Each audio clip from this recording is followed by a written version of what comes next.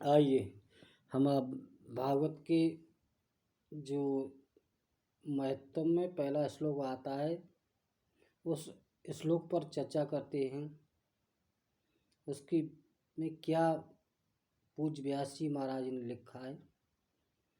सच्चिदानंद रूपाय विश्वोत्पत्त्यादि Hathaway तापत्रय विनाशाय श्री कृष्णाय वयं नमः। जीवन में ये तीन बातें बहुत ही समझने की हैं। सत्य, चित्त और आनंद बराबर सच्चिदानंद।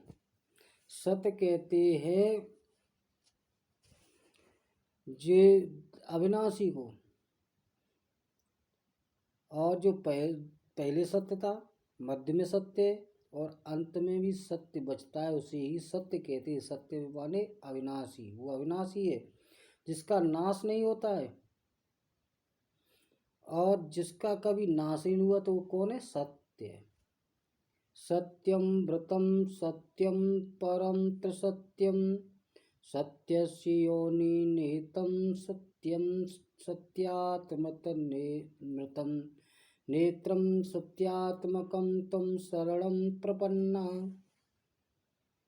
जो पहले सत्य था, मध्य में भी सत्य, अंत में भी सत्य बचेगा, वो परमात्मा जो सत्य स्वरूप है। गोस्वामी तुलसीदास जी ने भी अपनी वाणी में कहा है, जासु सत्यता ते सब माया और भास मोह जिम जीव निकाया। जा की सत्यता जैसे सूर्य है, सूर्य सत्य है, अटल है, और ऐसी परमात्मा सत्य है। सूर्य का कभी नाश हुआ देखा है? ऐसी परमात्मा का कभी नाश नहीं होता है, वो सत्य है।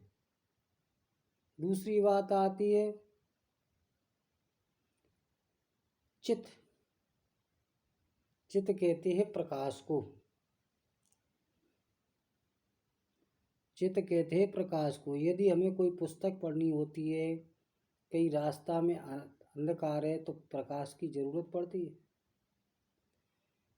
और जिस परमात्मा को कभी प्रकाश की जरूरत नहीं पड़ती, वो स्वयं प्रकाश स्वरूप है,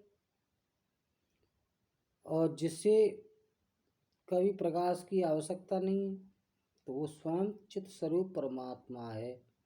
उसी चित्त कहते हैं। चित्त माने प्रकाश। जो चैतन्य को जड़ करे जड़े करे चेतन अस समर्थ रघुवंश मण।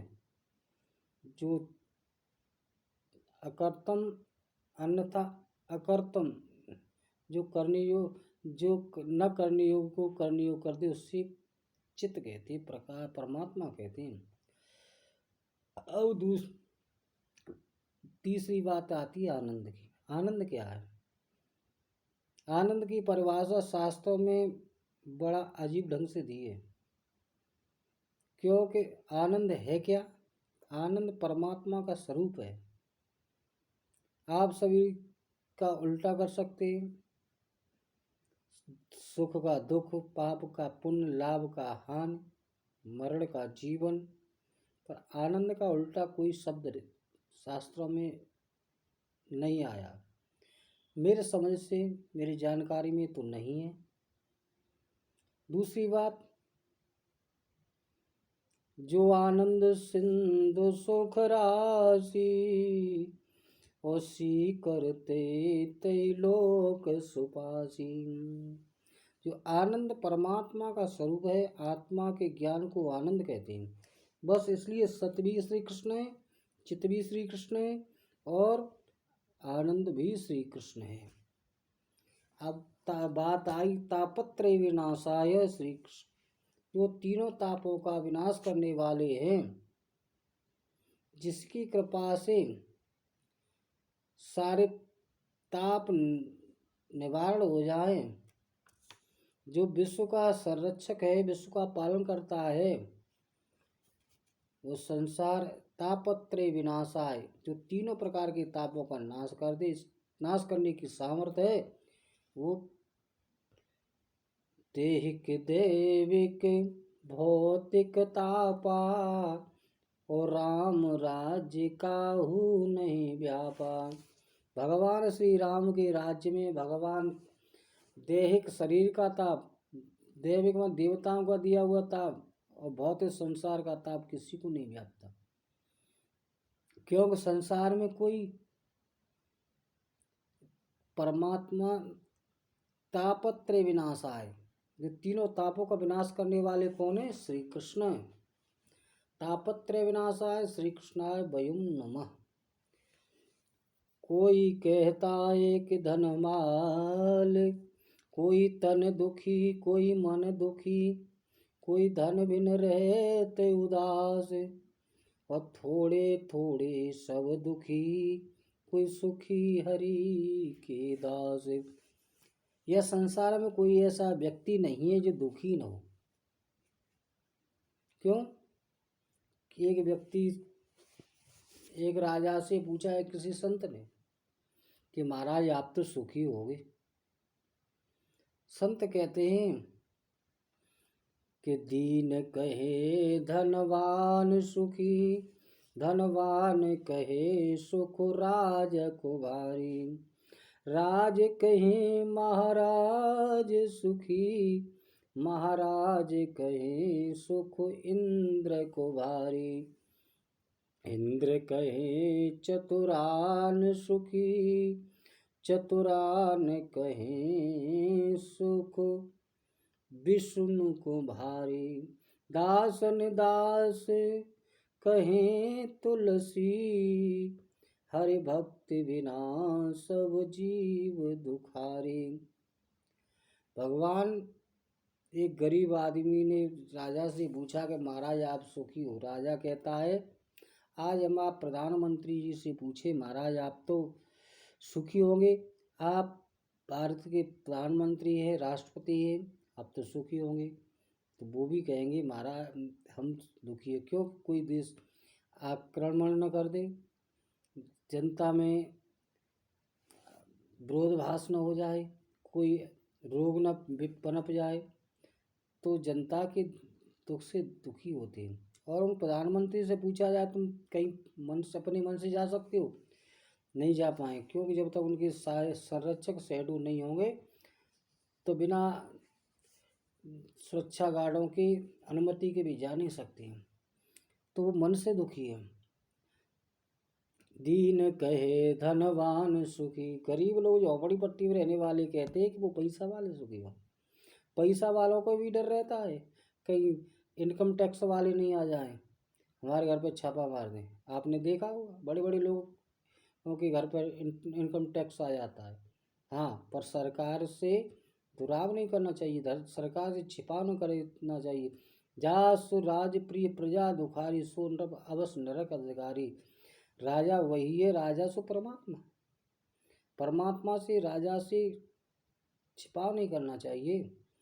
तो इंद्र उन्होंने कहा दीन कहे धनवान सुखी, दीन कहता है धनवान सुखी, धनवान कहता है हमारे हम कहाँ सुखी। धनवान कहे सुख इंद्र को भारी, इंद्र सुखी होंगे, देवों के राजा हैं वो सुखी होंगे।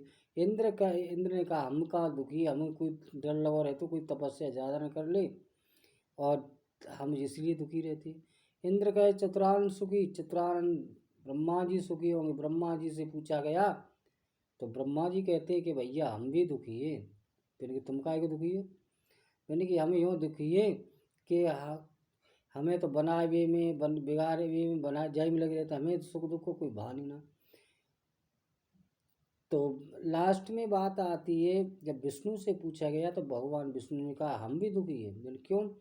हमारा भक्त कहाँ कितने टाइम टेर दे, हमें जाना पड़ेगा। भक्तन ने मोको नाना भांति नचायो, भक्तन ने मोको नाना भांति नचायो, लोक लाज तज इनई काज मिन बैकुंठौ बिसरायो, भक्तन ने मोको नाना भांति नचायो।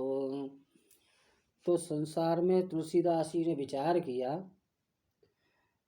सुखी तो वही है जो भगवान के कोई भगवान का भक्त होता है, भगवान की शरण जाता है, भगवान का नाम लेता है। तो जीवन में कहने का मेरा तात्पर्य यही है, भवे भवेदा भक्ति भक्ति नाम ख्यात।